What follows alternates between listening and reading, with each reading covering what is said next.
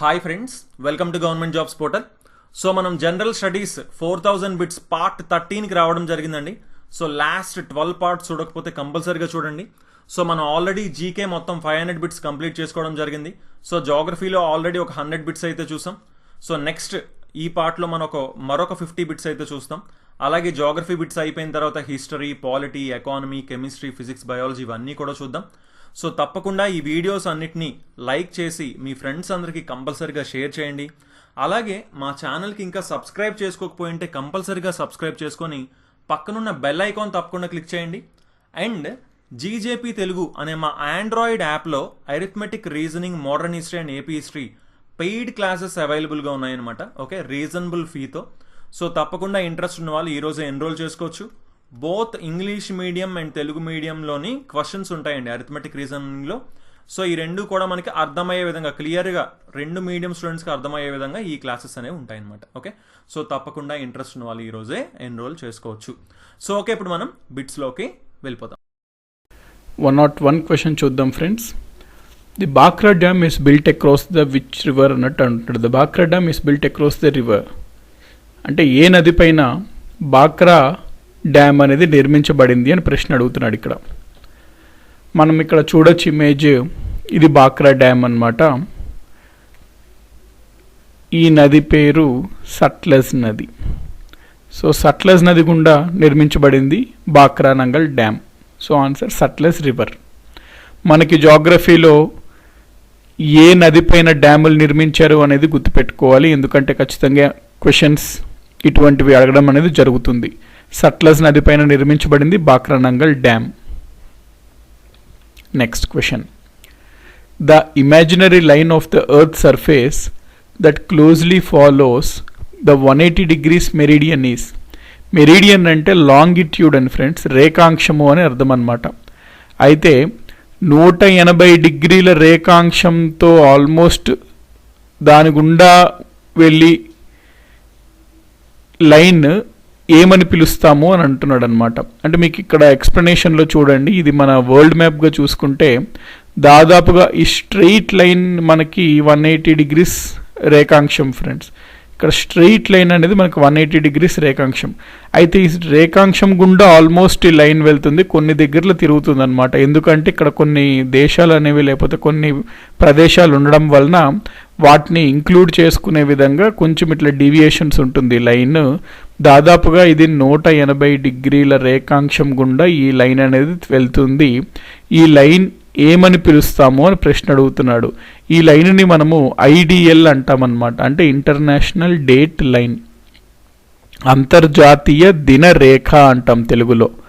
కాబట్టి ఇక్కడ ప్రశ్నకి ఆన్సర్ ఇంటర్నేషనల్ డేట్ లైన్. ప్రశ్న మళ్ళీ నేను మీకు ఎక్స్ప్లెయిన్ చేస్తాను చూడండి.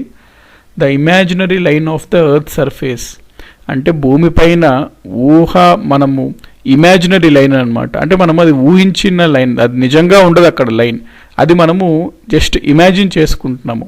180 degrees మెరిడియన్ అంటే 180 degrees రేఖాంశం గుండా వెళ్ళే ఒక లైన్ ఉంటుంది. ఆ లైన్ని ఏమంటాము అంటున్నాడు. ఇంటర్నేషనల్ డేట్ లైన్ అంటాం ఫ్రెండ్స్. ఇక్కడ కాన్సెప్ట్ ఏంటంటే తేదీని నిర్ణయిస్తుంది అనమాట ఈ యొక్క లైన్. ఇటు మనకి ఈ లైన్ నుంచి ఈ లైన్ చూసుకుంటే ఈస్ట్ నుంచి వెస్ట్ ప్రయాణిస్తుంది ఫ్రెండ్స్ టైం. అంటే మొదటిగా సూర్యోదయం, అంటే మొదటిగా డే ఇక్కడ ప్రారంభం అవుతుంది అనమాట. ఇక్కడ జపాన్ ఆ దేశాలు ఉంటాయి, మొదటిగా ఇక్కడ ప్రారంభమవుతుంది డేట్, అట్లాగా వెస్ట్ వైపు వెళ్తుంది అనమాట. Next question. The Indian research station Himadri is located at. Himadri అనేది మనది ఒక పరిశోధన సంస్థ అన్నమాట. ఇది ఎక్కడ ఉంది అని క్వశ్చన్ అడుగుతున్నాడు. ఇది మనకి భూమి ఇది అనుకుంటే ఇక్కడ ఈ ప్రాంతాన్ని మనము ఆర్కిటిక్ ప్రాంతం అంటాము, ఈ ప్రాంతాన్ని మనము అంటార్క్టిక్ ప్రాంతం అంటాము. ఈ ఆర్కిటిక్ ప్రాంతం అంతా మంచుతో కూడి ఉంటుంది. ఈ ఆర్కిటిక్ ప్రాంతంలో నార్వే దేశం ఉంటుంది. ఆ నార్వే దేశంలో మనము ఈ హిమాద్రి అనే రీసెర్చ్ స్టేషన్ అనేది పెట్టాము. కాబట్టి ఆప్షన్స్లో నార్వే దేశంలాగా అడగలేదు, ఏ ప్రాంతంలో పెట్టాము అని ప్రశ్న అడిగాడు. కాబట్టి ఇక్కడ ఆర్కిటిక్ ప్రాంతంలో మనము ఈ రీసెర్చ్ స్టేషన్ అయిన హిమాద్రిని పెట్టాము. ఇది ఎందుకు అని మీకు డౌట్ రావచ్చు ఫ్రెండ్స్. అసలు హిమాద్రి అనేది ఎందుకు పెట్టాము అంటే మనకి ఆర్కిటిక్ ప్రాంతంలో ఐసు కరుగుతుంది అనే సమాచారం వస్తుంది. అసలు ఆ మంచు కరగడానికి గల కారణం ఏమిటి అవన్నీ మనము తెలుసుకోవడానికి ఇది పెట్టాము. ఎందుకంటే ఇక్కడ ఆర్కిటిక్ ప్రాంతంలో ఉన్న వాతావరణం మన యొక్క ఋతుపవనాల మీద ఇన్ఫ్లుయెన్స్ చేస్తుంది. మన దేశానికి వెన్నుముక అయిన అగ్రికల్చర్ వ్యవసాయానికి ముఖ్యంగా ఋతుపవనాలు చాలా ముఖ్యమన్నమాట. అందుకని అటువంటి ఋతుపవనాలు ఏ విధంగా ఇన్ఫ్లుయెన్స్ అవుతున్నాయి, ఒకవేళ ఈ ప్రక్రియను మనం ఏ విధంగా మంచు కరగడం వల్ల మనకి ఏం నష్టాలు వస్తున్నాయి, దాన్ని మనం ఆ ప్రక్రియను ఏ విధంగా తగ్గించవచ్చు, అవన్నీ పరిశోధన చేయడం కోసం ఈ హిమాద్రిని పెట్టాం మనం ఆర్కిటిక్ ప్రాంతంలో నార్వే దేశంలో. Wind actions create mushroom rocks which are usually found in. ఇవి మనం ఇక్కడ చూస్తున్నాం కదా ఫ్రెండ్స్, వీటిని మనం పుట్టగొడుగుల రాయిలు అంటాము. ఎందుకంటే ఇవి పుట్టగొడుగుల షేప్లో దాదాపుగా ఉన్నాయన్నమాట. ఇవి ఎందుకు ఇట్లా ఏర్పడడానికి గల కారణము ఏమిటి అంటే మనకి జనరల్గా ఎడారి ప్రాంతాల్లో అప్పుడప్పుడు చాలా హై స్పీడ్తో ఉన్న గాలులు వీస్తుంటాయి.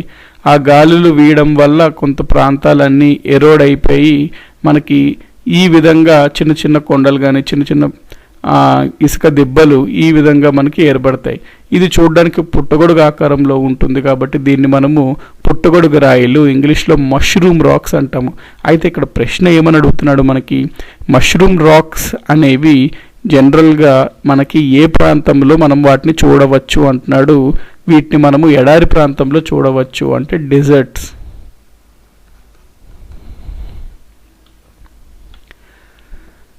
The most abundant gas in the earth's atmosphere is. మనకి తెలుసు మన యొక్క వాతావరణంలో అన్నిటికన్నా అధికంగా ఉండే వాయువు ఏది అంటే నైట్రోజన్ గ్యాస్, నత్రజని అనమాట. దాదాపుగా 78% ఉంటుంది. నెక్స్ట్ వచ్చేసరికి ఆక్సిజన్ దాదాపుగా 21% ఉంటుంది. నెక్స్ట్ మనకి CO2 ఎక్సెట్రా కొన్ని గ్యాసెస్ వస్తాయి ఫ్రెండ్స్. సో ముఖ్యంగా మనకి నైట్రోజన్ అనేది హయ్యెస్ట్ అవైలబుల్ అనమాట, 78%. సో మన వాతావరణంలో అధికంగా ఉండే వాయువు ఏది అంటే నైట్రోజన్, దాదాపుగా 78%. Through which mountain range passes the Konkan railway track. మనకి భారతదేశంలో ఇక్కడ పశ్చిమ ఘాట్స్ ఉంటాయి కదా, వెస్టర్న్ ఘాట్స్. ఈ వెస్టర్న్ ఘాట్స్లో ఉత్తర భాగాన్ని అంటే కొంత పార్ట్ ఆఫ్ గోవా, మహారాష్ట్ర, దీన్ని మనము కోన్కన్ కోస్ట్ అంటాం, కోన్కన్ తీరం అంటాం. ఈ కోన్కన్ ప్రాంతాల్లో రైల్వేస్ని కోన్కన్ రైల్వేస్ అని అంటాము. ఇక్కడ మీరు ఇమేజ్లో చూడొచ్చు, ఈ రైల్వేస్ అంతా కోన్కన్ రైల్వేస్ అనమాట. ఇది కోన్కన్ రైల్వే ట్రాక్. ఇది వెస్టర్న్ ఘాట్స్ అంటే పశ్చిమ ఘాట్స్ ఏరియాలో ఈ రైల్వే ట్రాక్స్ ఉంటుంది. చాలా బాగుంటుంది. ఇక్కడ మీరు ఇమేజ్లో చూడొచ్చు ఎంత బ్యూటిఫుల్గా ఉందో. ఇవి వెస్టర్న్ ఘాట్స్ అనమాట. వెస్టర్న్ ఘాట్స్ గుండా ప్రయాణిస్తే ఈ కోన్కన్ రైల్వేస్. కాబట్టి ఇక్కడ మనకి ఏమడుగుతున్నాడు ప్రశ్న, కోన్కన్ రైల్వే ట్రాక్ వేటి గుండా మనకి వేటి గుండా వెళ్తాయి అంటే ప్రవహిస్తాయి అంటే మనకి వెస్టర్న్ ఘాట్స్, పశ్చిమ Ghats. Which state in India is the major producer of mulberry silk in India.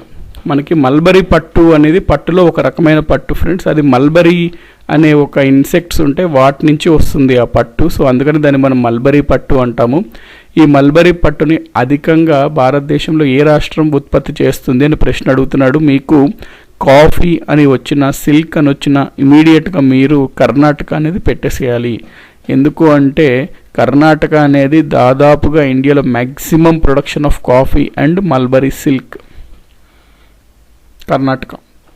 కాబట్టి భారతదేశంలో మల్బరీ పట్టు ఉత్పత్తి చేసే అధికంగా ఉత్పత్తి చేసే రాష్ట్రం ఏది, మేజర్ ప్రొడ్యూసర్ అనమాట. అధికంగా ఉత్పత్తి చేసే రాష్ట్రం ఏది అంటే మనకి Karnataka. The Chilaka lake region is situated between the deltas of. మనకి చిల్కా సరస్సు అని ఉంటుంది. చిల్కా సరస్సు ఏ రాష్ట్రంలో ఉంటుంది అంటే మీరు ఒరిస్సా అని చెప్పాలి. ఇక్కడ ప్రశ్న ఏం అడుగుతున్నాడు అంటే చిల్కా సరస్సు ఏ నదుల మధ్యలో ఉంటుంది అని అడుగుతున్నాడు. మనకి తెలుసు ఇక్కడ ఒరిస్సా ప్రాంతంలో ఇక్కడ ఉంటుంది చిల్కా లేక్. ఇక్కడ చిల్కా లేక్ అంటే మనకి పైన ఇట్లా ప్రవహించే నది ఏంటి, మనకి మహానది. ఇక్కడ మనకి ఆంధ్ర రీజియన్లో జనరల్గా ఇటు సైడ్ అంతా చూసుకుంటే ఏ నది వెళ్తుందండి ఫ్రెండ్స్, గోదావరి నది వెళ్తుంది. కాబట్టి చిల్కా నది అనేది మహానది గోదావరి మధ్యలో ఉంటుంది. చిల్కా నది, సో మహానది గోదావరి నది మధ్యలో ఉంటుంది. ఇక్కడ ఆప్షన్ చూడండి, Mahanadi and Godavari. Answer A. Guwahati is situated on the bank of the river. Guwahati అనేది అస్సాంలోని ఒక ప్రముఖమైన నగరం. ఈ గౌహతి అనేది ఏ నది ఒడ్డున ఉంది అని ప్రశ్న అడుగుతున్నాడు మనకి. ఇక్కడ గుర్తుపెట్టుకోండి, బ్రహ్మపుత్ర నది ఒడ్డున ఉంటుంది ఫ్రెండ్స్ మనకి గౌహతి అనే పట్టణం. సో బ్రహ్మపుత్ర అనేది రైట్ ఆన్సర్ అనమాట. ఏ రాష్ట్రంలో ఉంటుంది గౌహతి పట్టణం అంటే అస్సాం రాష్ట్రంలో ఉంటుంది. Next, the least populated state in India is. భారతదేశంలో అత్యల్ప జనాభా గలగా రాష్ట్రం ఏది అంటున్నాడు. దాని ఆన్సర్ సిక్కిం అన్నమాట. అత్యధికంగా ఏ రాష్ట్రంలో ఉంటారు జనాభా అంటే ఉత్తరప్రదేశ్ అని మనం చెప్పాలి. అత్యల్పంగా ఏ రాష్ట్రంలో జనాభా ఉంటారు అంటే సిక్కిం అని చెప్పాలి.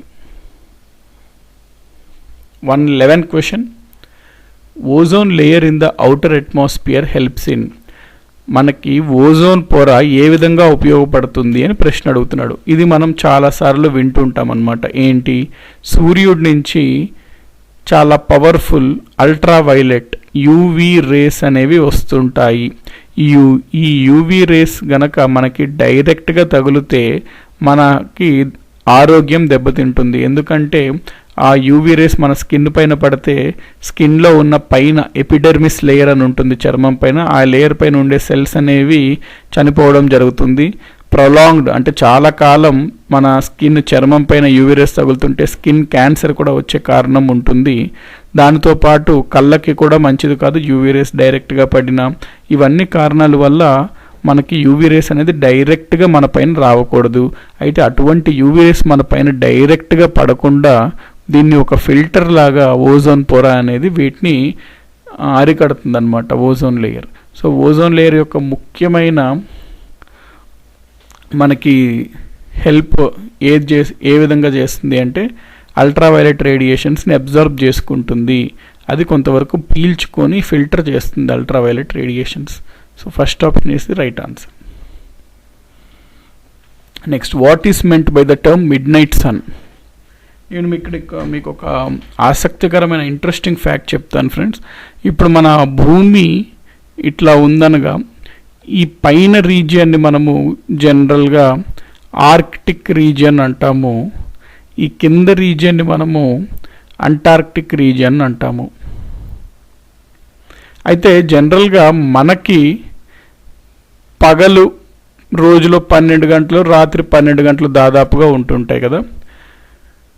కానీ ఈ ఆర్కిటిక్ అంటార్క్టిక్ ప్రాంతంలో కొంచెం డిఫరెంట్గా ఉంటుందన్నమాట. అంటే దాదాపుగా ఒక 6 నెలలు కంటిన్యూస్గా కొంచెం పగలలాగే ఉంటుందన్నమాట. అంటే సూర్యుడిని మనం చూడగలుగుతాం 6 నెలలు మొత్తం.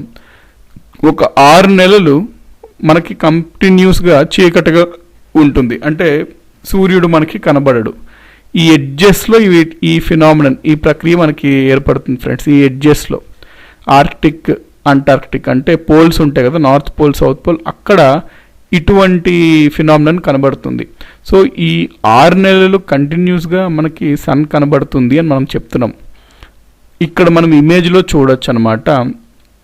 ఇక్కడ మనకి సూర్యుడు కనబడుతున్నాడు, కానీ ఆ ప్రదేశంలో అక్కడ మిడ్ నైట్ అయిందనమాట.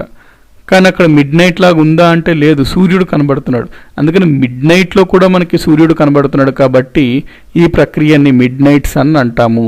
ఇది మనకి ఎక్కడ కనబడుతుంది అంటే పోలార్ రీజియన్స్లో కనబడుతుంది. కాబట్టి ఆన్సర్ ఏమవుతుంది, పోలార్ రీజియన్స్లో చాలా కాలము సన్ మనకి వెలుగుతూ కనబడుతుంటాడు సూర్యుడు. ఈ ప్రక్రియని మిడ్ నైట్ సన్ అని అంటాము.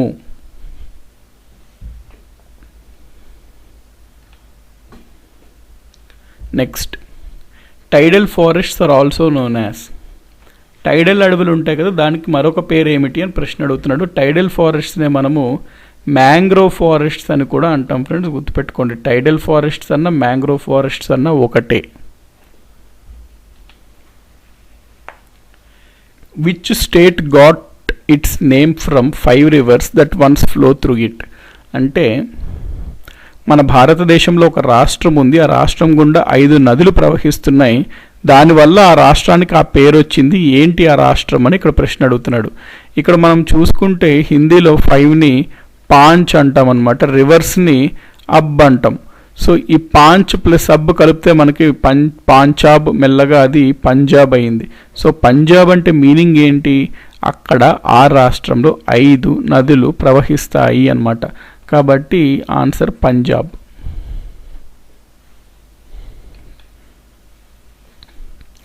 Garba is the dance form of which state?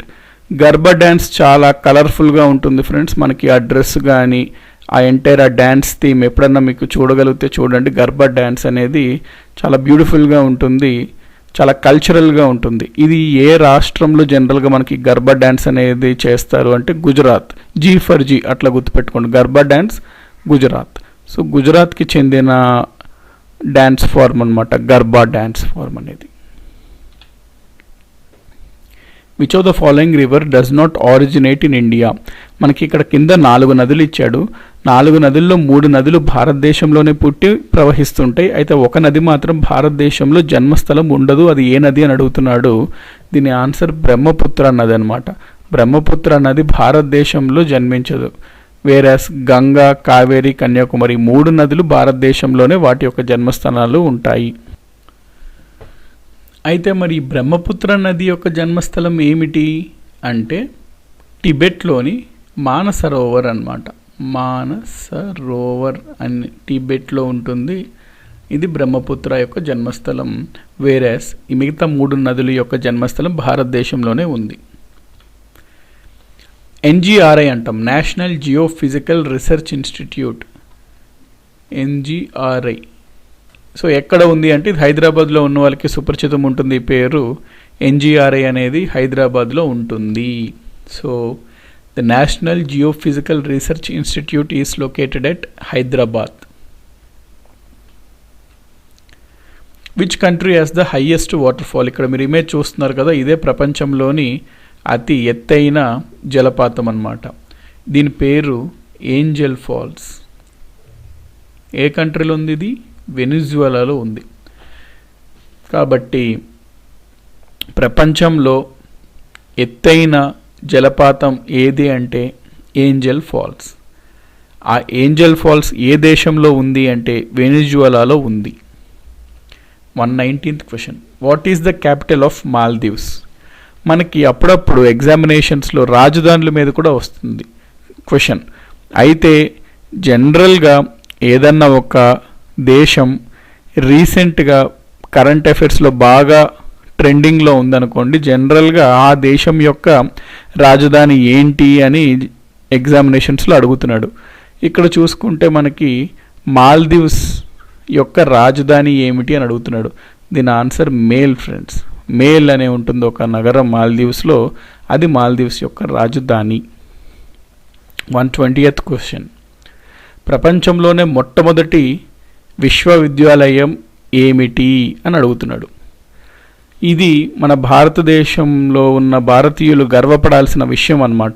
భారతీయులు గర్వపడాల్సిన విషయం ఎందుకు అంటే ప్రపంచంలోనే మొట్టమొదటి విశ్వవిద్యాలయం భారతదేశంలో ఉండేది. అది Takshashila university.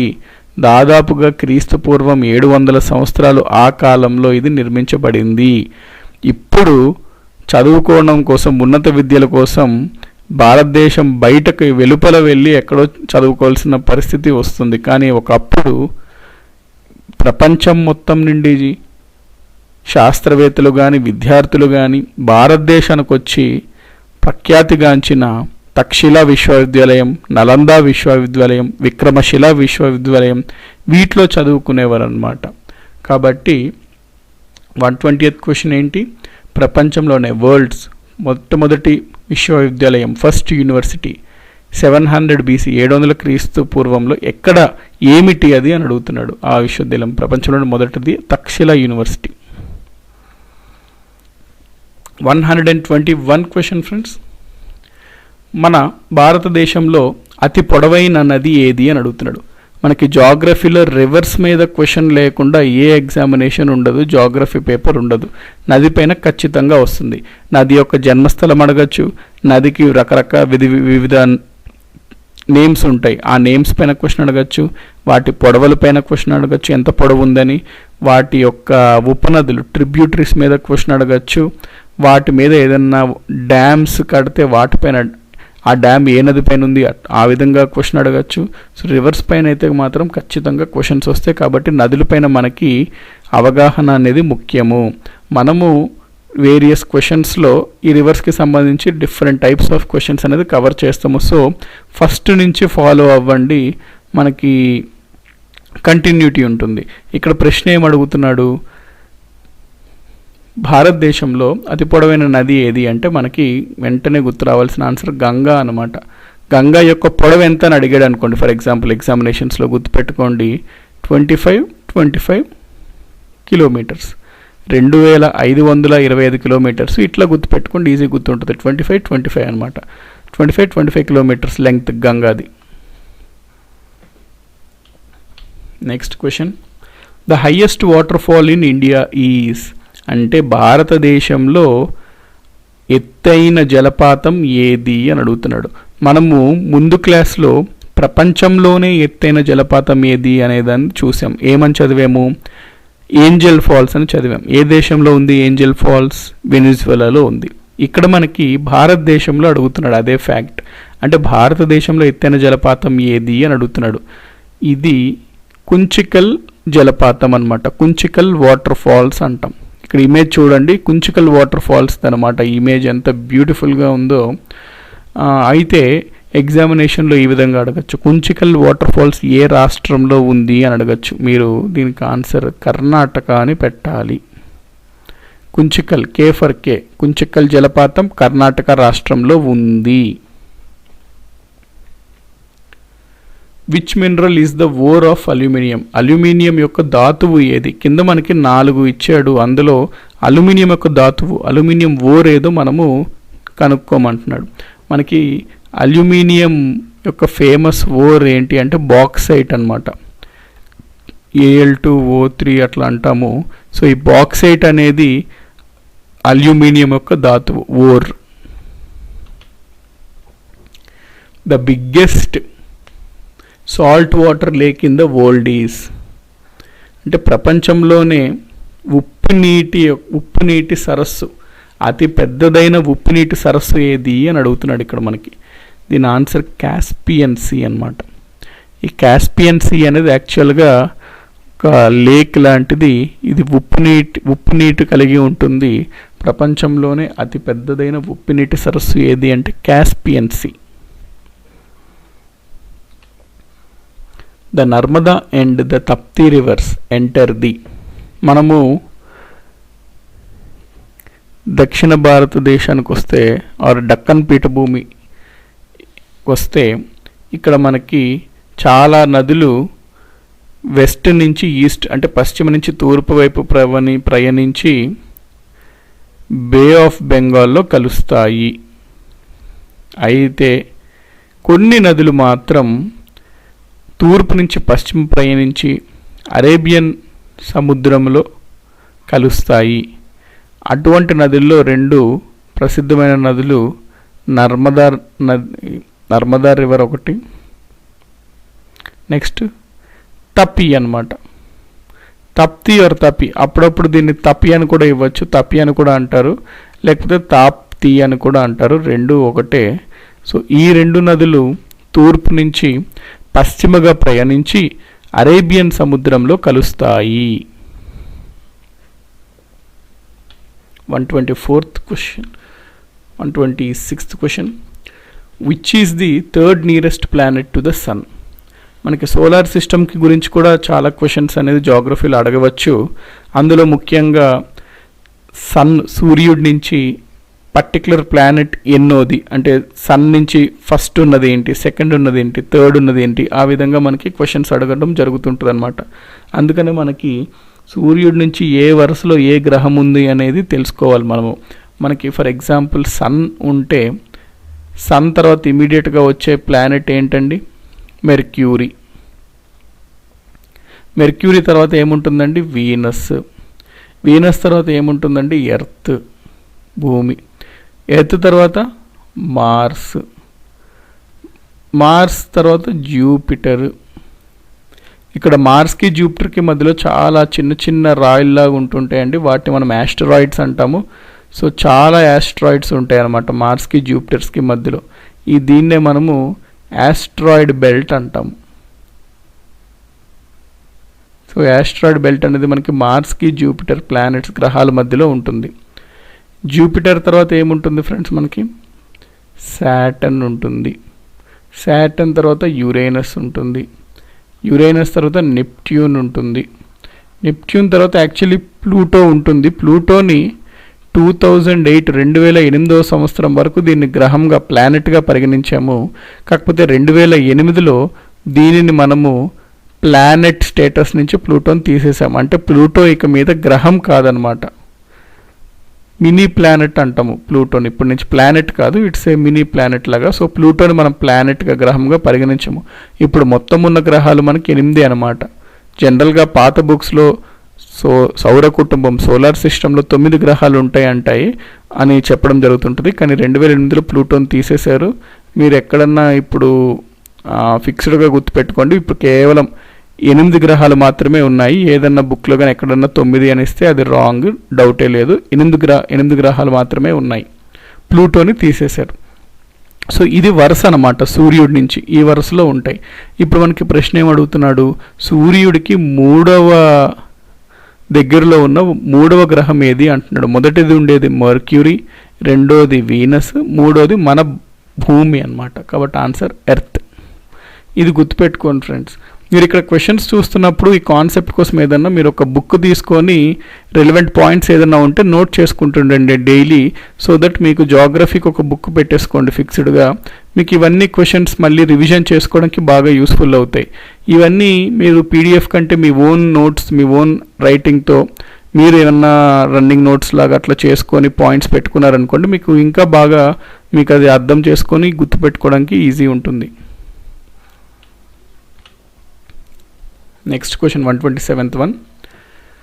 Mount Godwin Austen is one of the highest peaks of the Himalayas. It is also known as అంటున్నాడు. జనరల్గా హిమాలయ పర్వత శ్రేణుల్లో మౌంట్ గాడ్విన్ ఆస్టిన్ అనేది ఎత్తైన పర్వతాల్లో ఒకటి. దానికి మరొక పేరు ఏమిటి అంటున్నాడు. మనం ఆల్రెడీ ముందు ప్రీవియస్ క్లాస్లో ఒక క్వశ్చన్లో చూసాం. ఏంటి అంటే ఎత్తైన పర్వత శిఖరాల్లో మొదటిది మౌంట్ ఎవరెస్ట్ అని, ప్రపంచంలోనే రెండవ అతి ఎత్తైన శిఖరం ఏంటి అంటే K2 అని మనం నేర్చుకున్నాం. ఆ K2 అనేది పాక్ ఆక్యుపైడ్ కాశ్మీర్లో ఉంది అని కూడా అప్పుడు మనం చదివాం ఆ క్వశ్చన్ చదివినప్పుడు. అయితే ఆ K2కి మరొక పేరు ఏమిటి అన్నాను నేను, గాడ్విన్ ఆస్టిన్ అని కూడా అంటాము అని చదివాం. ఇక్కడ ప్రశ్న తిరిగి అడిగాడు అనమాట. అంటే గాడ్విన్ ఆస్టిన్ అనే పర్వత శిఖరంకి మరొక పేరు ఏమిటి అని ఇక్కడ అడిగాడు. ఆన్సర్ K2 అవుతుంది.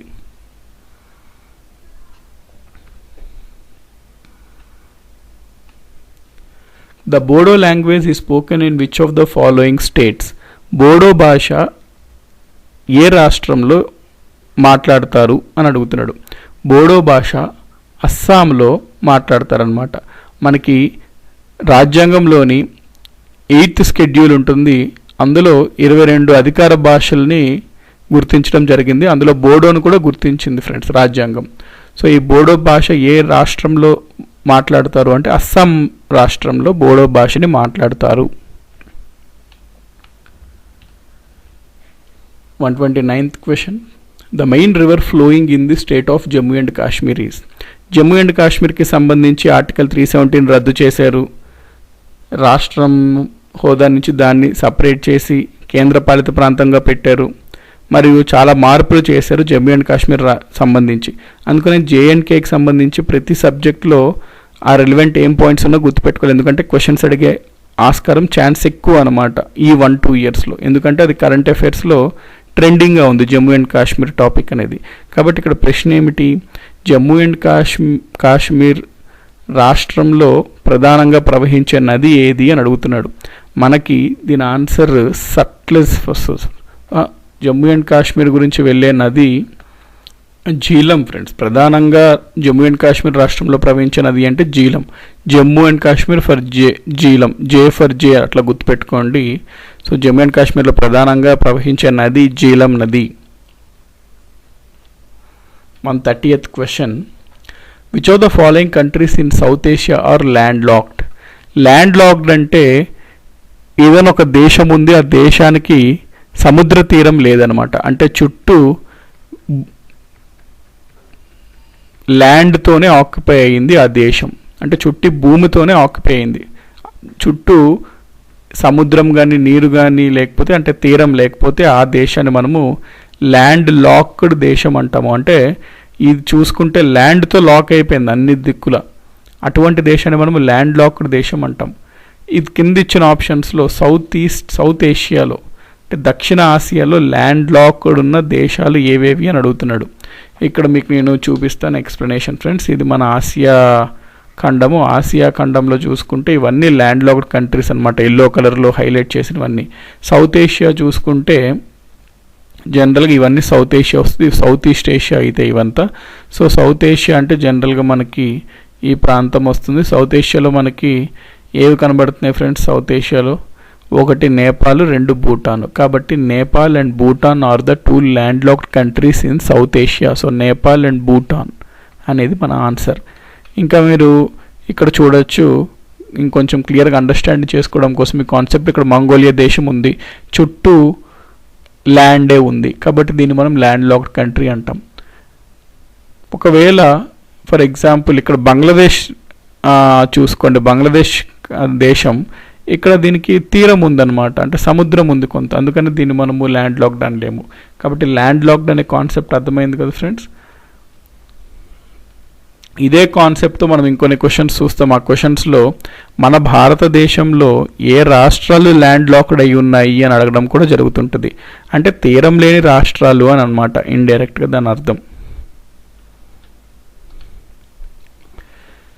131 క్వశ్చన్ ఫ్రెండ్స్. ఇక్కడ ఏమడుగుతున్నాడు? Planet closest to the sun is. మనం ఆల్రెడీ ప్రీవియస్ క్లాస్లో డయాగ్రామ్తో పాటు చూసాం. ఏంటి అంటే సూర్యుడికి దగ్గర ఏమేమి గ్రహాలు ఉన్నాయి, ఎంతెంత ఆ దూరంలో ఉన్నాయి అట్లా. కానీ సో సూర్యుడికి మొట్టమొదటిగా సూర్యుడి దగ్గరగా ఉండే గ్రహం ఏది?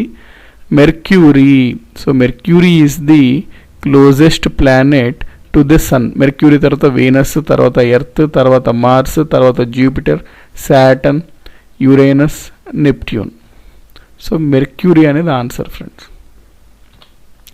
Which one is not a port on the east coast? అంటే తూర్పు తీరంలో రేవు పట్టణం కానిది ఏంటి అని అడుగుతున్నాడు ఇక్కడ. అంటే ఇక్కడ మనం ఎగ్జాంపుల్ మన భారతదేశం ఇట్లా చూసుకుంటే పారాదీప్ అంటే ఒరిస్సాలో ఉంటుంది ఫ్రెండ్స్. మనకి ఇక్కడ ఉంటుంది పారాదీప్ పోర్ట్ అనేది, పారాదీప్ రేవు పట్టణం. కోల్కతా మీకు తెలుసు తూర్పు తీరంలో, ఇక్కడ కోల్కతా ఉంటుంది వెస్ట్ బెంగాల్లో. విశాఖపట్నం మనకు తెలుసు ఆంధ్రప్రదేశ్లో ఉంటుంది. కొచ్చిన్ ఫ్రెండ్స్, కొచ్చిన్ ఇక్కడ ఉంటుందన్నమాట, కొచ్చిన్. కాబట్టి కొచ్చిన్ ఏమో వెస్ట్ కోస్ట్ అంటే పశ్చిమ తీరంలో ఉంటుంది Cochin. Whereas Paradip, Visakhapatnam and Kolkata are on the eastern coast. ప్రశ్న ఇక్కడ ఏమడుగుతున్నాడు? తూర్పు తీరంలో లేని ఓడరేవు పట్టణం ఏది అంటున్నాడు. కాబట్టి ఆన్సర్ కొచ్చిన్ అవుతుంది. ఇది పశ్చిమ తీరంలో ఉంటుంది. The largest island in the Indian ocean is. Hindu మహాసముద్రంలో అతి పెద్దదైన ద్వీపం ఏది అంటున్నాడు. ఇన్ఫ్యాక్ట్ అది మీకు ఆన్సర్ ఇక్కడ ఎక్స్ప్లెనేషన్లో చూపిస్తాను చూడండి ఫ్రెండ్స్. ఇది మొత్తం మన హిందూ మహాసముద్రం అన్నమాట. ఈ మొత్తం హిందూ మహాసముద్రంలో ఒక ద్వీపం ఉంటుంది. ఆ ద్వీపం పేరు మడగాస్కర్. ఆ ద్వీపం పేరు మడగాస్కర్. ఈ ద్వీపము ప్రపంచంలోనే అతి పెద్దదైన ద్వీపము. ఇది ఒక దేశంలా కూడా అన్నమాట మడగాస్కర్ అనేది. సో ఈ మడగాస్కర్ అనేది ప్రపంచంలోనే అతి పెద్దదైన ద్వీపం. ఇది ఏ మహాసముద్రంలో ఉంది అంటే హిందూ మహాసముద్రంలో ఉంది, ఇండియన్ ఓషన్లో ఉంది. So Madagascar is the largest island in the Indian ocean? Madagascar. Next question. కింద 4 రాష్ట్రాలు ఇచ్చాడు. అయితే ఏ రాష్ట్రము దాదాపుగా మన భారతదేశంలో 70% వరకు కాఫీ కానీ పట్టు కానీ సిల్క్ అనేది ఇక్కడ ఉత్పత్తి అవుతుంది రాష్ట్రంలో అన్నాడు. మనకి దీనికి సంబంధించి క్వశ్చన్ ఆల్రెడీ మనం చూసాము. మల్బరీ పట్టు సంబంధించి అత్యధికంగా ఏ రాష్ట్రం ఉత్పత్తి చేస్తుంది అంటే అక్కడ మనం కర్ణాటక అని చూసాము. మనకు ఆ క్వశ్చన్ వచ్చినప్పుడు నేను మీకు పాయింట్ చెప్పాను. కాఫీ, పట్టు, సిల్క్ ఈ రెండుకు సంబంధించి అత్యధికంగా ఏ రాష్ట్రం ఉత్పత్తి చేస్తుంది అంటే మనము అన్డౌటెడ్లీ కర్ణాటక అని పెట్టేయాలి అని మీకు ఆ రోజు ఆ క్వశ్చన్ అప్పుడు చెప్పడం జరిగింది. సో ఫస్ట్ నుంచి అందుకనే రమ్మని నేను రిపీటెడ్గా చెప్తున్నాను ఫ్రెండ్స్. ఫస్ట్ క్వశ్చన్ డే 1 నుంచి మనకు ఫాలో అవుతే కంటిన్యూటీ ఉంటుంది. కాబట్టి ఇక్కడ answer 70% of the silk and coffee Karnataka produce చేస్తుంది.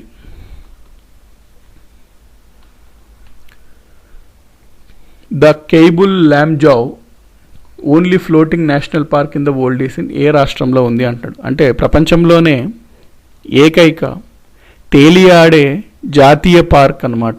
ఆ పార్క్ పేరు కైబుల్ లాంజావో. ఇది ఏ రాష్ట్రంలో ఉంది అంటున్నాడు. తేలే పార్క్ అంటే తేలే జాతీయ పార్క్ అంటే అర్థం ఏమిటి? అది నీళ్ళ పైన ఒక ద్వీపంలాగా ఉంటుందన్నమాట. ఇక్కడ మీకు ఇమేజ్ చూపిస్తాను, క్లియర్గా అర్థమవుతుంది. చూడండి, అంతా నీరుంది, ఇది ఒక ద్వీపంలాగా ఇట్లా ఉంది. ఇది నీళ్ళ పైన తేలుతూ ఉందన్నమాట. దీన్నే మనము ఫ్లోటింగ్ పార్క్ అంటాం. ఫ్లోటింగ్ అంటే తేలియాడడం.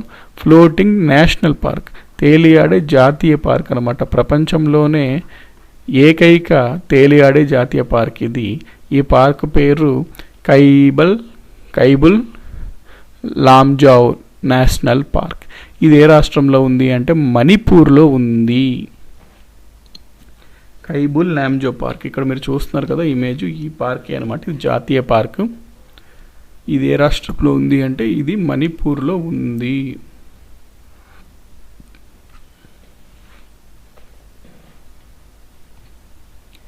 తాప్తి రివర్ ఆరిజినేట్స్ ఫ్రమ్ అంటున్నాడు.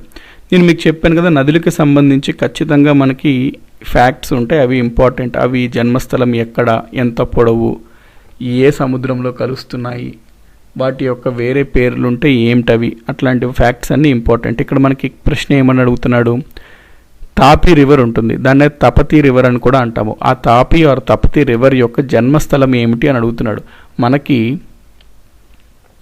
ఇక్కడ కొండ శ్రేణులు ఉంటాయి ఫ్రెండ్స్, దాన్ని మనము సాత్పురా పర్వత శ్రేణి అంటాము, Satpura range.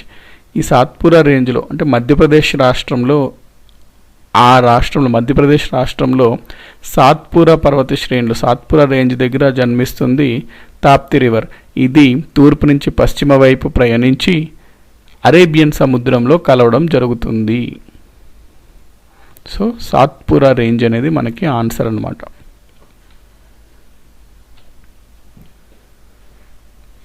Diu is an island of which state? మనకి కేంద్ర పాలిత ప్రాంతం డామన్ అండ్ డయ్యూ ఉంటుంది. ఈ డామన్ అండ్ డయ్యూ అనేది 2 ద్వీపాలు అనమాట. డామన్ అనేది ఒక ద్వీపం, డయ్యూ అనేది ఒక ద్వీపం. ఇక్కడ మీరు చూస్తే భారతదేశ మ్యాప్లో ఇది డామన్ ఫ్రెండ్స్, ఇది డయ్యూ ఫ్రెండ్స్. మనకి ఇదంతా గుజరాత్ రాష్ట్రం అనమాట. ఇదంతా ఇక్కడి నుంచి ఇక్కడి వరకు ఇదంతా గుజరాత్ రాష్ట్రం. సో ఈ డామన్, డయ్యూ ఏ రాష్ట్రానికి చెందినవై ఉన్నాయి? గుజరాత్ రాష్ట్రానికి చెందినవై ఉన్నాయి అన్నమాట. సో డామన్ అండ్ డయ్యూ అంటే జనరల్గా మనకి మహారాష్ట్రనా అని చెప్పి డౌట్ రావచ్చు, ఎందుకంటే మహారాష్ట్ర కూడా చాలా దగ్గరలో ఉంటాయి. ఇన్ఫ్యాక్ట్ ముంబైకి ఈ డామన్, డయ్యూ చాలా దగ్గరలో ఉంటాయి. సో మనకి ప్రశ్న ఎగ్జామ్లో చూసినప్పుడు మనకి క్లియర్ కట్గా గుజరాత్ అని తెలియకపోతే ముంబై దగ్గరలో డామన్ అండ్ డయ్యూ ఉంటాయి కాబట్టి మహారాష్ట్రనా అని చెప్పి మనకి కొంత సందేహం కలగవచ్చు. కాబట్టి మీరు ఇప్పుడు ఏం సందేహం లేకుండా గుర్తుపెట్టేసుకోండి, డామన్ మరియు డయ్యూ అనే ద్వీపాలు గుజరాత్ రాష్ట్రానికి చెందినవి అని.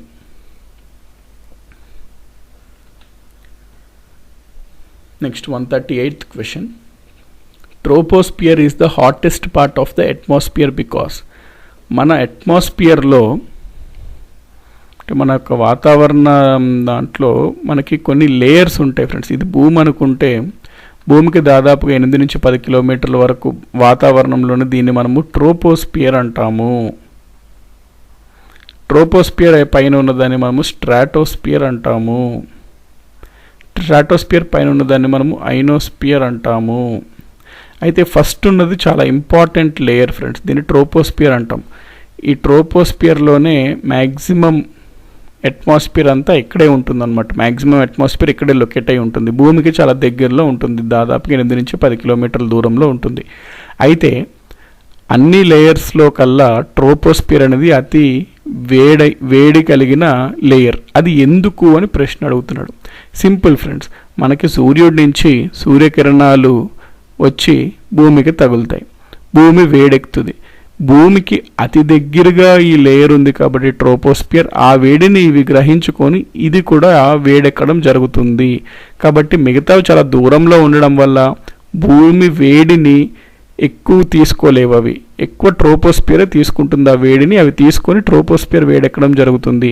కాబట్టి మొత్తం అట్మాస్ఫియర్ యొక్క లేయర్స్లో హాటెస్ట్ లేయర్ ట్రోపోస్పియర్. ఎందుకు అట్లా ఉంది అంటే భూమికి దగ్గరలో ఉండడం వల్ల. కాబట్టి answer it is heated by the earth surface. భూమి యొక్క ఉపరితలం, భూమి యొక్క సర్ఫేస్ సన్లైట్ వల్ల హీట్ అవుతుంది. ఈ హీట్ని అబ్జర్వ్ చేసుకొని ట్రోపోస్పియర్ హీట్ ఎక్కడం జరుగుతుంది. కాబట్టి మొత్తం వాతావరణంలోనే హాటెస్ట్ లేయర్ ఏది అంటే ట్రోపోస్పియర్. ఎందుకు అంటే భూమికి అతి దగ్గరగా ఉంది, ఆ భూమి యొక్క వేడిని ట్రోపోస్పియర్ అబ్జర్వ్ చేసుకొని ట్రోపోస్పియర్ వేడెక్కుతుంది కాబట్టి అని ఆన్సర్ అనమాట. 139th question friends, the outer most layer of the sun is called. అంటే మనకి ఇక్కడ కాన్సెప్ట్ ఇక్కడ మీకు చెప్తాను చూడండి ఫ్రెండ్స్. ఇది మనం సన్ అనమాట. సన్ యొక్క లేయర్స్ అనేది మనం తెలుసుకోవాలి, ఎందుకంటే వీటిపైన కూడా క్వశ్చన్స్ అడుగుతున్నాడు. సన్ యొక్క మధ్యలో ఉండే భాగాన్ని మనము ఇదిగోండి ఇక్కడ చూసారు కదా, ఈ మధ్యలో ఉండే భాగం చాలా అధిక ఉష్ణోగ్రత కలిగి ఉంటుంది, దాన్ని మనము కోర్ అంటాము. సన్ను మధ్యలో ఉండేదాన్ని కోర్ అంటాము. సన్ను అంటే కొంచెం బయటకు వస్తే దీన్ని రేడియేటివ్ జోన్ అంటాం. ఇంకొంచెం వేడి తక్కువ ఉంటుంది అనమాట, కొంచెం బయటకు వస్తున్నాం, సూర్యుడు సర్ఫేస్లో కొంచెం బయటకు వస్తే రేడియేటివ్ జోన్ అంటాం. ఇంకొంచెం బయటకు వస్తే కన్వెక్టివ్ జోన్ అంటాం. ఇంకొంచెం బయటకు వస్తే ఆల్మోస్ట్ సూర్యుడి యొక్క సర్ఫేస్ పైన ఎడ్జ్గా అట్లా చూసుకుంటే ఫోటోస్పియర్ అంటాం. ఇంకా ఎడ్జ్ చూసుకుంటే అంటే సూర్యుడు యొక్క అట్మాస్ఫియర్ లాంటిది ఫ్రెండ్స్ ఇది మనకి, దీన్ని మనము కరోనా అంటాం అన్నమాట. కాబట్టి core, radiative zone, convective zone, photosphere, corona. So last outer most అంటే బయట ఉండే లేయర్ ఏది, లాస్ట్లో ఏముంటుంది మనకి సి అంటే కరోనా ఉంటుంది. కాబట్టి ఎడ్జ్ ఉన్న లేయర్ ఆఫ్ సన్ ఏంటి, outer most layer of sun ఉన్న లేయర్ ఏంటి అంటే కరోనా అనమాట ఆన్సర్.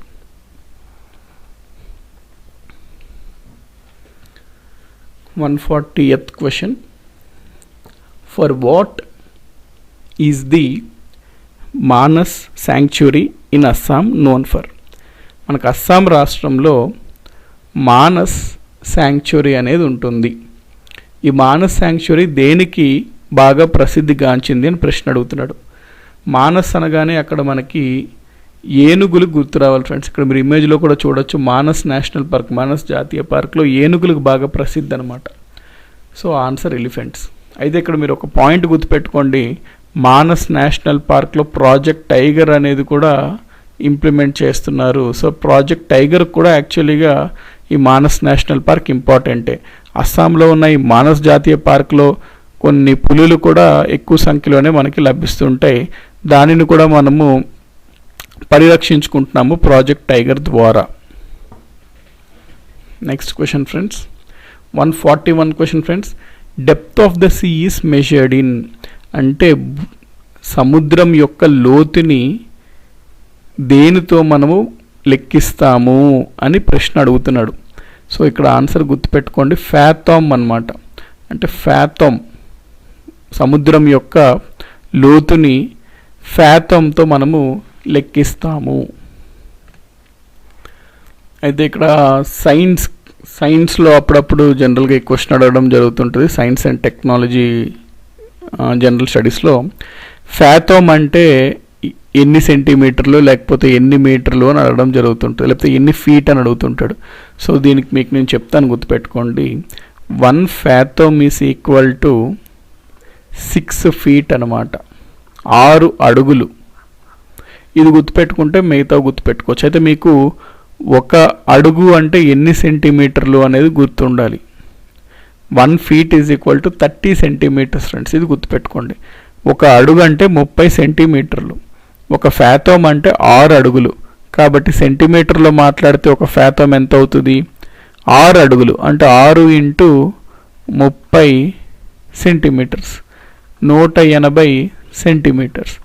ఒకవేళ మీటర్లో రాయాలంటే ఏం చేయాలి? మనం సెంటీమీటర్స్ని 100తో డివైడ్ చేయాలి, అంటే 1.8 మీటర్స్ అన్నమాట. సో మీకు ఏ రకంగా ప్రశ్న అడగచ్చు ఫ్యాథమ్కి సంబంధించి, మీరు ఈజీగా ఆన్సర్ చేయగలుగుతారు. మీటర్లో కానీ, సెంటీమీటర్లో కానీ, అడుగులు ఫీట్లో కానీ అడగచ్చు. జాగ్రఫీ పరంగా ఇది సైన్స్ అండ్ టెక్లో జనరల్గా ఇట్లా ఇస్తుంటాడు ఈ బిట్. జాగ్రఫీ పరంగా మనం మాట్లాడుకుంటే సముద్రం యొక్క లోతుని దేనితో మనం కొలుస్తాము అంటే ఫ్యాథమ్తో కొలుస్తాము. Next 142. In the northern hemisphere అంటే ఉత్తర అర్ధగోళంలో ఫెర్రల్స్ లా ప్రకారం గాలి ఎటువైపు మల్లుతుంది అని అడుగుతున్నాడు ఇక్కడ ప్రశ్న. ఇక్కడ నేను మీకు కాన్సెప్ట్ చెప్తాను చూడండి. ఇది మొత్తం మన భూమి అనుకుంటే మనకి నార్దర్న్ హెమిస్పియర్, పైన ఉండేదాన్ని నార్దర్న్ హెమిస్పియర్ అంటాము, కింద ఉండేదాన్ని సదరన్ హెమిస్పియర్ అంటాము. అయితే మనకి ఫెర్రల్స్ లా అనే ఒక చట్టం ఉంటుంది ఫ్రెండ్స్. ఫెర్రల్స్ లా ఇది ఒక కాన్సెప్ట్ అనమాట. ఈ ఫెర్రల్స్ లా ఏమో ఫెర్రల్ అనే వ్యక్తి ఇచ్చాడు ఈ సిద్ధాంతాన్ని, అందుకనే మనం ఫెర్రల్ సిద్ధాంతం అంటాము. ఈ ఫెర్రల్ సిద్ధాంతం ప్రకారం ఏంటి అంటే గాలి, విండ్ నార్దర్న్ హెమిస్పియర్లో వెళ్తున్నప్పుడు అది ప్రయాణించే వైపులో కుడివైపు మల్లుతుంది అని చెప్తాడనమాట. అంటే నార్దర్న్ హెమిస్పియర్లో గాలి వెళ్తుంటే దాని యొక్క కుడివైపు మల్లుతుంది అంటుంటాడు. ఫర్ ఎగ్జాంపుల్ విండ్ ఇట్లా వెళ్తుంది అనుకోండి ఫ్రెండ్స్, దాని యొక్క కుడివైపు అంటే ఇట్లా మల్లుతుంది అనమాట నార్దర్న్ హెమిస్పియర్లో గాలి. అదే ఫెర్రల్స్ లా సదరన్ హెమిస్పియర్కి వస్తుంటే ఆ గాలి వెళ్తున్న దారిలో తన యొక్క ఎడమవైపు మల్లుతుంది, తన యొక్క ఎడమవైపు. సో గాలి ఇట్లా వెళ్తుంది, తన ఎడమవైపు అంటే ఎటు వస్తుంది ఫ్రెండ్స్? ఇటువైపు వస్తుంది అనమాట. సో గాలి ఇట్లా మల్లుతుంది సదరన్ హెమిస్పియర్లో. సో మీరు గుర్తుపెట్టుకోండి, సదరన్ హెమిస్పియర్లో ఫెర్రల్ సిద్ధాంతం ప్రకారం గాలి తన లెఫ్ట్ వైపు మల్లుతుంది. నార్దర్న్ హెమిస్పియర్లో ఫెర్రల్ సిద్ధాంతం ప్రకారం గాలి తన యొక్క రైట్ కుడివైపు మల్లుతుంది. ఇక్కడ మనకి ప్రశ్న ఏమని అడిగాడు? ఫెర్రల్ సిద్ధాంతం ప్రకారం నార్దర్న్ హెమిస్పియర్లో గాలి ఎటువైపు మల్లుతుంది అంటే తన యొక్క రైట్కి, అంటే టువర్డ్స్ ఇట్స్ రైట్స్, తన యొక్క కుడివైపు గాలి మల్లడం జరుగుతుంది నార్దర్న్ హెమిస్పియర్లో. అదే ఒకవేళ ప్రశ్నలో సదరన్ హెమిస్పియర్ అని ఇచ్చాడు అనుకో, ఆన్సర్ మనకి టువర్డ్స్ ఇట్స్ లెఫ్ట్ అవుతుంది answer. 143rd question. The planet with the shortest year is. మనకి ఇయర్ ఎట్లా వస్తుంది అంటే సన్ ఉంటాడు, సూర్యుడు, గ్రహం ఉంటుంది, ఏదన్నా ప్లానెట్. ప్రతి ప్లానెట్ సూర్యుడు చుట్టూ తిరగడం అనేది జరుగుతుంది. అయితే ఒక గ్రహము సూర్యుడి చుట్టూ ఒక కంప్లీట్గా తిరిగి వస్తే దాన్ని ఒక సంవత్సరం అయిందిగా పరిగణిస్తాం. ఒక గ్రహము సూర్యుడి చుట్టూ తిరగడాన్ని మనము రెవల్యూషన్ అంటాము. అయితే ఒక కంప్లీట్ రెవల్యూషన్ చేస్తే ఒక ఇయర్ అయినట్టు అనమాట. సో భూమి పరంగా మనం మాట్లాడుకుంటే భూమి కంప్లీట్గా సూర్యుడి చుట్టూ ఒక సర్కిల్, ఒక రెవల్యూషన్ చేయడానికి ఎంత టైం పడుతుందంటే 365 1/4 డేస్ పడుతుంది. జనరల్గా మనం 365 అనేస్తాము, 365 డేస్ పడుతుంది అని అనుకోవచ్చు. ఇది 1 ఇయర్ అనమాట దీని అర్థం. మనకి 1 ఇయర్ భూమి పరంగా చెప్పాలంటే 1 ఇయర్ అంటే ఎన్ని డేస్? 365 డేస్. 1 డే అంటే ఎన్ని అవర్స్? 24 అవర్స్, అది వేరే కాన్సెప్ట్.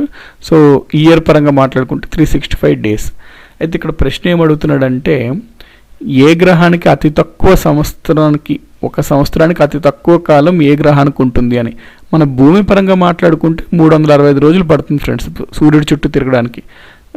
అంటే వేరు ప్లానెట్లకి వేరు టైంలు ఉంటాయి అన్నమాట, రెవల్యూషన్ టైమ్స్. అది మీకు ఇక్కడ నేను ఇచ్చాను చూడండి, గుర్తుపెట్టుకోవడానికి ఈజీగా. ఫర్ ఎగ్జాంపుల్ సూర్యుడు ఉన్నాడు, సూర్యుడి చుట్టూ మెర్క్యూరీ ఒక రౌండ్ తిరగడానికి కేవలం 88 రోజులు మాత్రమే పడుతుంది. అదే మెర్క్యూరీ తర్వాత వీనస్ ఉంటాడు, వీనస్కి సన్ చుట్టూ తిరిగి రావడానికి 224 అంటే ఒక సంవత్సరం కాలం. మెర్క్యూరీలో ఒక సంవత్సరం అంటే సూర్యుడి చుట్టూ తిరిగి రావడానికి 88 రోజులు మాత్రమే పడుతుంది. వీనస్ అయితే 224, Earth 365, Mars 687, Jupiter 4331, Saturn 10,000, Uranus 30,000, Neptune 60,000. అంటే ఇక్కడ మీరు ఏం అబ్జర్వ్ చేస్తున్నారు, సూర్యుడి చుట్టూ గ్రహం తిరిగి రావడానికి ఎంత దగ్గర ఉంటే అంత దగ్గర పాత్ ఉంటుంది కదా, తక్కువ దూరమే ప్రయాణించాలి. సో అది తొందరగా అవగొట్టేస్తుంది అనమాట.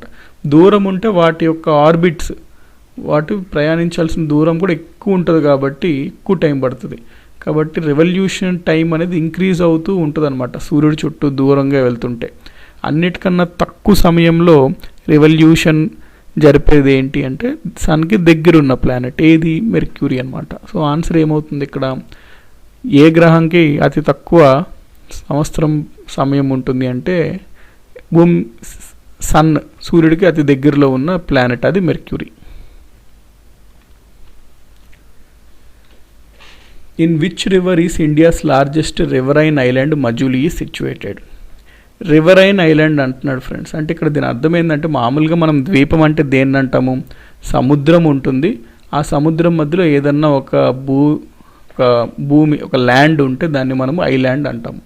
సో జనరల్గా మనము ఐలాండ్స్ అనేవి సముద్రాల్లో చూస్తాం. అయితే ఒకవేళ నదిలో ఏదన్నా భూభాగం ఉంటే దాన్ని మనము నదీ ద్వీపం అంటాము, రివరైన్ ఐలాండ్ అంటాం వాటిని.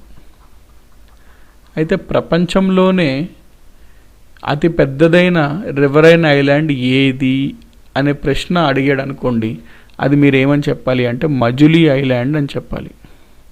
ఈ మజులీ ఐలాండ్ అనేది అంటే మజులీ ద్వీపము ప్రపంచంలోనే అతి పెద్దదైన రివరైన్ ఐలాండ్ అనమాట, అంటే రివర్ ఐలాండ్. అయితే ఇక్కడ ప్రశ్నలో వాడు ఇచ్చేసాడు అనమాట, ప్రపంచంలోనే అతి పెద్దదైన రివర్ ఐలాండ్, ఇది ఇక్కడ ఇండియాని ఇచ్చాడు. ఇన్ఫ్యాక్ట్ ఇది ఇండియానే కాదు friends, world's largest riverine island అనమాట, మజులీ అని ఇచ్చేసాడు వాడే. అయితే ఇక్కడ ప్రశ్న ఏం అడుగుతున్నాడు, ఇటువంటి మజులీ ఐలాండ్ ఏ నది మీద ఉంది అని అడుగుతున్నాడు, ఏ నది మీద ఇది లొకేట్ అయి ఉంది అని అడుగుతున్నాడు. గుర్తుపెట్టుకోండి, ఇది అస్సాం రాష్ట్రంలో ఉంటుంది, బ్రహ్మపుత్ర నది పైన ఉంటుందన్నమాట.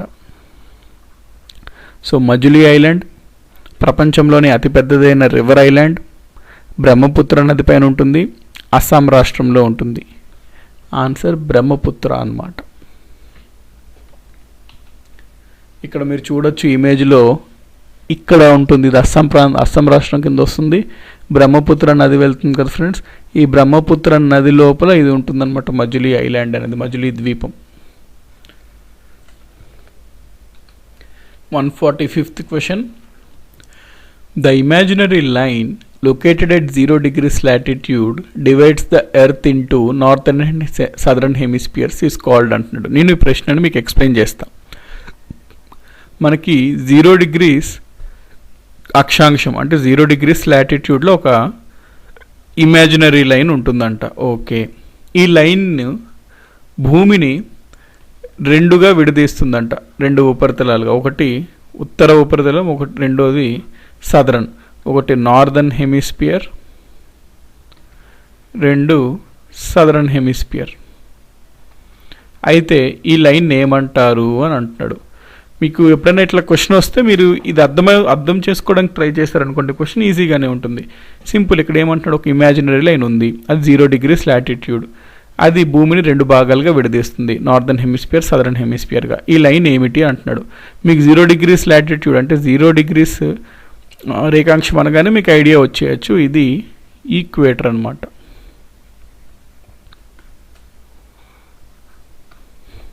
Next question. Nathula pass in Sikkim connects India with which country. మనకి సిక్కిం అనే రాష్ట్రంలో, సిక్కిం రాష్ట్రం ఇట్లా ఉంటే మనకి ఇక్కడ నాతులా పాస్ ఉంటుంది ఫ్రెండ్స్. సిక్కిం పైన అంతా చైనా అనమాట, ఇది ఇండియా, సో నాతులా పాస్ ఇండియాని చైనాని కనెక్ట్ చేస్తుంది. సో చైనా అనేది ఆన్సర్ మీకు ఇదిగోండి ఇక్కడ క్లియర్గా చూడొచ్చు. ఇక్కడ ఇది నాతులా పాస్ అన్నమాట. ఇది ఈ పాస్ గుండా ఇండియా చైనా యొక్క పీపుల్ ఎక్స్చేంజ్ అటు నుంచి ఇటు వెళ్ళాలన్నా వీలవుతుంది అనమాట. సో ఇండియాకి చైనాకి కనెక్ట్ చేసే పాస్ నాతులా పాస్. ఏ రాష్ట్రంలో ఉంది ఇక్కడ మీరు క్లియర్గా చూడొచ్చు. ఇది సిక్కిం రాష్ట్రం అన్నమాట. సిక్కింలో ఈ నాతులా పాస్ అనేది ఉంది. ఇది భారతదేశాన్ని చైనాని కలుపుతుంది. కాబట్టి ప్రశ్నలు ఏ విధంగా అడగచ్చు, నాతులా పాస్ ఏ ఏ దేశాలని కలుపుతుంది, ఈ ప్రశ్న మనకు అదే అడిగాడు అనమాట. ఇండియా అండ్ చైనా అని చెప్పాలి. ఇంకో రకంగా అడగచ్చు, నాతులా పాస్ ఏ రాష్ట్రంలో ఉంది అని ప్రశ్న అడగచ్చు. నాతులా పాస్ సిక్కింలో ఉంది అని గుర్తుపెట్టుకోండి. 147th question, which city is known as the big apple? ఇవి స్టాండర్డ్ జీకే క్వశ్చన్స్ ఫ్రెండ్, జోగ్రఫీకి సంబంధించి. ఇవి మనం గుర్తుపెట్టుకుంటే బెటర్, ఎందుకంటే కొన్ని ఎగ్జామినేషన్స్లో స్టాండర్డ్ ఈ GK static GK standard GK అడగడం జరుగుతుంది ఎస్ఎస్సి కొన్ని ఎగ్జామినేషన్స్లో. కాబట్టి మనం ఇట్లాంటివి గుర్తుపెట్టుకోవాలన్నమాట. బిగ్ యాపిల్ అని ఏ నగరాన్ని అంటారు అని ఇక్కడ అడుగుతున్నాడు. మనకి అమెరికాలో ఉన్న న్యూయార్క్ నగరాన్ని బిగ్ యాపిల్ అంటాము. ఎందుకు ఇది బిగ్ యాపిల్ అని అంటాము అంటే దీనికి యాక్చువల్లీ క్లియర్ ఎక్స్ప్లెనేషన్ ఇప్పటి వరకు అయితే ఎక్కడ మనకి లేదు ఫ్రెండ్స్. ఎందుకంటే ఇది 20వ శతాబ్దంలో కొంతమంది వ్యక్తులు పెట్టారనమాట ఈ న్యూయార్క్ సిటీకి బిగ్ యాపిల్ అని. వారు ఎందుకు పెట్టారు అని చెప్పడానికి 2-3 థియరీస్ ఉన్నాయి. అయితే అందులో ముఖ్యంగా ఎక్కువ మంది యాక్సెప్ట్ చేసి ఏమని భావిస్తున్నారు అంటే 20వ శతాబ్దంలో యాపిల్ అనేది అంటే కొంచెం ప్రెషియస్ గుడ్ అనమాట. అందరూ కోరుకునేది, డిజైర్డ్ ఫ్రూట్, అది అందరూ కోరుకునే ఒక మెటీరియల్ యాపిల్ అనేది. అదేవిధంగా ఏ విధంగా అయితే యాపిల్ అనే ఒక పదార్థాన్ని ప్రతి ఒక్కరు కోరుకుంటారు, అదేవిధంగా న్యూయార్క్ కూడా అందరూ కోరుకునే నగరం అని వాళ్ళు చెప్పడానికి ఇండైరెక్ట్గా దీనికి బిగ్ యాపిల్ అని పేరు పెట్టారు అనేది చాలామంది యాక్సెప్ట్ చేస్తారు. అది అయ్యి ఉండొచ్చు బిగ్ యాపిల్ అని పెట్టడానికి కారణము అని. ఏదైతేనేమి ఏ నగరానికి బిగ్ యాపిల్ అని అంటారు అన్నప్పుడు న్యూయార్క్ నగరం అని గుర్తుపెట్టుకోండి. 148th question, in solar system which planet rotates the fastest on it's axis? మనకి ప్రతి ప్లానెట్ తన చుట్టూ తను తిరుగుతుంది కదా ఫ్రెండ్స్, తన చుట్టూ తను తిరుగుతుంటుంది అనమాట. ప్రతి ఒక్క గ్రహం కూడా సూర్యుడు చుట్టూ తిరుగుతుంది, అట్ ద సేమ్ టైం తన చుట్టూ తను కూడా తిరుగుతుంటుంది అనమాట ప్రతి గ్రహం. అయితే ఇక్కడ ప్రశ్న ఏమడుగుతున్నాడంటే ఏ ప్లానెట్కి తన చుట్టూ తను తిరిగే సమయము అతి తక్కువ ఉంటుంది అంటే ఫాస్టెస్ట్ చాలా వేగవంతంగా ఏది తిరుగుతుంది అని అడుగుతున్నాడు అనమాట ఇక్కడ ప్రశ్న.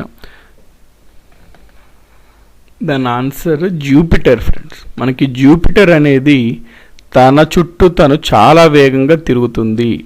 అంటే మీకు ఎగ్జాంపుల్ ఇవ్వాలంటే ఎర్త్కి తన చుట్టూ తను తిరగడానికి ఒక కంప్లీట్ రొటేషన్కి ఎంత టైం పడుతుంది? 24 hours పడుతుంది. అదే జూపిటర్కి కనుక తీసుకుంటే తన చుట్టూ తాను ఒక రౌండ్ వేయడానికి, ఒక రొటేషన్ వేయడానికి కేవలం 10 గంటలు మాత్రమే పడుతుంది. ఇది టైం పరంగా మాట్లాడుకుంటే. అదే ఫర్ ఎగ్జాంపుల్ స్పీడ్ పరంగా మాట్లాడేమనుకోండి, ఇది గుర్తుపెట్టుకోవాల్సిన అవసరం లేదు, జస్ట్ మీకు క్లియర్గా అర్థమవ్వడం కోసం చెప్తున్నాను. ఫర్ ఎగ్జాంపుల్ ఎర్త్ తీసుకున్నారనుకోండి, ఎర్త్ తన చుట్టూ తాను తిరగడానికి 24 hours అని అనుకున్నాం కదా. ఎంత స్పీడ్తో తిరుగుతుంది ఎర్త్ అంటే around 1030 mph miles per hour స్పీడ్తో తిరుగుతుంది ఫ్రెండ్స్ ఎర్త్ తన చుట్టూ తను. ఈ స్పీడ్తో తిరిగితే తనకి 24 గంటలు పడుతుంది. అదే జూపిటర్ తీసుకుంటే దాదాపుగా 28,150 మైల్స్ పెర్ అవర్ స్పీడ్తో తిరుగుతుంది అనమాట. తన చుట్టూ తను తిరుగుతుంటుంది. కాబట్టి fastest planet to rotate on its own axis అంటే ఏమనాలి? ఆన్సర్ మనం జూపిటర్ అని అనాలి. చూడండి దాదాపుగా 28 రెట్లు స్పీడ్గా తిరుగుతుంది అనమాట జూపిటర్ మనకన్నా, ఎర్త్ కన్నా. నెక్స్ట్ క్వశ్చన్, ఇదిగోండి ఇక్కడ మీకు ఇక్కడ ఇచ్చాడు కదా క్లియర్గా. అంటే ప్రతి గ్రహానికి తన చుట్టూ తాను ఒకసారి తిరగడానికి ఒక రొటేషన్ అంటాం దాన్ని మనం, రొటేషన్ ఎంత టైం పడుతుందో ఇచ్చాడు. భూమికి మనకు తెలుసు దాదాపుగా ఒక రోజు పడుతుంది అనమాట, 24 hours. భూమి తన చుట్టూ తను తిరగడానికి 24 hours. అదే వీనస్ చూసుకుంటే చాలా టైం పడుతుంది ఫ్రెండ్స్, 243 days పడుతుంది. దీనికి ఎందుకు అని మీరు అడగచ్చు. యాక్చువల్లీ ఎందుకు అంటే సన్ ఉంటుంది కదా, సన్ దగ్గరలో మెర్క్యూరీ వీనస్ ఇవి ఉంటాయి కదా, వాటి చుట్టూ అవి తిరగాలన్నప్పుడు సన్ యొక్క గురుత్వాకర్షణ శక్తి ద్వారా అంత ఈజీగా ఫ్రీగా అవి తిరగలేవన్నమాట. అది అడ్డంకిగా ఉంటుంది గురుత్వాకర్షణ శక్తి, అందుకనే వాటికి చాలా టైం పడుతుంది. ఇవి చాలా మెల్లగా తిరగగలుగుతాయి, అందుకని చాలా టైం ఎక్కువ పడుతుంది. వీనస్కి 243 days పడుతుంది తన చుట్టూ తను తిరగడానికి ఒక రౌండ్. మెర్క్యూరీకి 58 days, మార్స్కి 24, ఎర్త్కి 24, యురేనస్ 17, నెప్ట్యూన్ 16, సాటర్న్ 10, జూపిటర్ దాదాపుగా 10. ఇందాక మీకు చెప్పాను కదా 10 hours కంప్లీట్ చేసేస్తుంది జూపిటర్ ఒక కంప్లీట్ రొటేషన్ అని. కాబట్టి అన్నిటికన్నా ఫాస్టెస్ట్ ఏది రొటేషన్ అంటే మీరు జూపిటర్ అని గుర్తుపెట్టుకోండి. Next 149th question. యాస్ట్రాయిడ్స్, దీన్ని అప్పుడప్పుడు మైనర్ ప్లానెట్స్ అంటారు, అంటే చిన్న గ్రహాలు అంటారు, లేకపోతే ప్లానెటాయిడ్స్ అంటారు. ఇవి ఏ గ్రహాల మధ్యలో జనరల్గా ఉంటుంటాయి అని ఇక్కడ అడిగాడు. దీనికి సంబంధించి నేను ఆల్రెడీ ఈ పాయింట్ మీకు ముందు క్లాస్లో ఒక క్వశ్చన్కి ఎక్స్ప్లెనేషన్ ఇస్తున్నప్పుడు చెప్పాను కదా ఫ్రెండ్స్. యాస్ట్రాయిడ్స్ అంటే చిన్న రాయిలు అనమాట. ఇవి చిన్నవి అంటే మరీ చిన్నవిగా, మరీ చిన్న రాయిల నుంచి చాలా పెద్ద రాయిలు, దాదాపుగా మన చంద్రుడి కన్నా పెద్ద రాయిలు ఉన్న రాయిల వరకు ఉంటుంటాయి. ఇవి విశ్వంలో, యూనివర్స్లో, స్పేస్లో తిరుగుతూ ఉంటుంటాయి అన్నమాట. అయితే ముఖ్యంగా ఇవి ఎక్కడ అంటే ప్రతి దగ్గరలో ఇవి విస్తరించి ఉన్నాయి. అయితే ముఖ్యంగా 2 గ్రహాల మధ్యలో ఇవి చాలా ఎక్కువ సంఖ్యలో ఉంటాయి అన్నమాట, చాలా ఎక్కువ సంఖ్యలో ఉంటాయి ఈ యాస్ట్రాయిడ్స్ అనేవి. అవి ఏ గ్రహాల మధ్యలో అని ఇక్కడ ప్రశ్న అడుగుతున్నాడు అనమాట. సో గుర్తుపెట్టుకోండి, మనకి మార్స్ ఉంటుంది కదా, మార్స్ తర్వాత జూపిటర్ అనే గ్రహం వస్తుంది. ఈ మార్స్కి జూపిటర్కి మధ్యలో చాలా ఎక్కువ అధిక సంఖ్య గల యాస్ట్రాయిడ్స్ ఉంటాయి. దీన్ని యాస్ట్రాయిడ్ బెల్ట్ అంటాం అనమాట, ఈ మధ్యలో ఉన్నదాన్ని. సో ఏ 2 ప్లానెట్స్ మధ్యలో ఉంది అంటే మార్స్ అండ్ జూపిటర్. ఇక్కడ మీరు ఇమేజ్ కూడా చూడొచ్చు. ఇది సూర్యుడు తర్వాత ఉన్నది ఏంటి, మెర్క్యూరీ ఉంటుంది. మెర్క్యూరీ తర్వాత వీనస్ తర్వాత ఎర్త్. ఇది ఎర్త్ ఫ్రెండ్స్, ఇక్కడ మనం చూడొచ్చు. ఈ ఎర్త్ తర్వాత ఉండేది మార్స్ అనమాట, మార్స్ యొక్క ఆర్బిట్ ఇది. మార్స్ తర్వాత నెక్స్ట్ జూపిటర్ ప్లానెట్ వస్తుంది. ఇది జూపిటర్ ప్లానెట్ యొక్క ఆర్బిట్ అనమాట. అయితే మార్స్కి జూపిటర్కి మధ్యలో చూడండి, ఆ బెల్ట్లో ఎన్ని యాస్ట్రాయిడ్స్ ఉన్నాయి. ఇవన్నీ యాస్ట్రాయిడ్స్ అనమాట మధ్యలో ఉన్నవి, అంటే రాళ్ళు పెద్ద పెద్ద రాళ్ళు అనమాట ఇవి. సో దీన్ని యాస్ట్రాయిడ్ బెల్ట్ అంటాము. కాబట్టి మార్స్కి జూపిటర్కి మధ్యలో యాస్ట్రాయిడ్ బెల్ట్ అనేది ఉంటుంది. 150th question friends. మనకి 1969లో 21st జూలై రోజున నీల్ ఆర్మ్స్ట్రాంగ్ అనే ఆస్ట్రోనాట్ చంద్రుడి పైన మొట్టమొదటి మనిషి అన్నమాట. ఇతను అడుగుపెట్టిన మొట్టమొదటి మనిషి ఎవరు అంటే నీల్ ఆర్మ్స్ట్రాంగ్. అయితే ఇతను ఏ ప్రదేశంలో మొట్టమొదటిగా అడుగు పెట్టాడు అని ప్రశ్న అడుగుతున్నాడు ఇక్కడ. మనకి ఈ ప్రదేశాన్ని సీ ఆఫ్ ట్రాంక్విలిటీ అని అంటాము. ఈ సీ ఆఫ్ ట్రాంక్విలిటీ అంటే చంద్రుడి పైన ఒక భాగం అన్నమాట ఇది. ఆ భాగాన్ని సీ ఆఫ్ ట్రాంక్విలిటీ అని పేరు పెట్టారు. ఆ ప్రదేశంలో నీల్ ఆర్మ్స్ట్రాంగ్ అనే అమెరికాకు చెందిన ఆస్ట్రోనాట్ అన్నమాట, అతను అడుగు పెట్టడం జరిగింది. సో సీ ఆఫ్ ట్రాంక్విలిటీ, ఇది గుర్తుపెట్టుకోండి. So okay guys, thanks for watching. ఈ వీడియోలో మనం ఒక 50 bits చూడడం జరిగింది. సో నెక్స్ట్ వీడియోలో మరొక 50 bits చూద్దాం. సో తప్పకుండా ఈ వీడియోని లైక్ చేసి మీ ఫ్రెండ్స్ అందరికీ కంపల్సరీగా షేర్ చేయండి. So thanks for watching and have a nice day. Bye.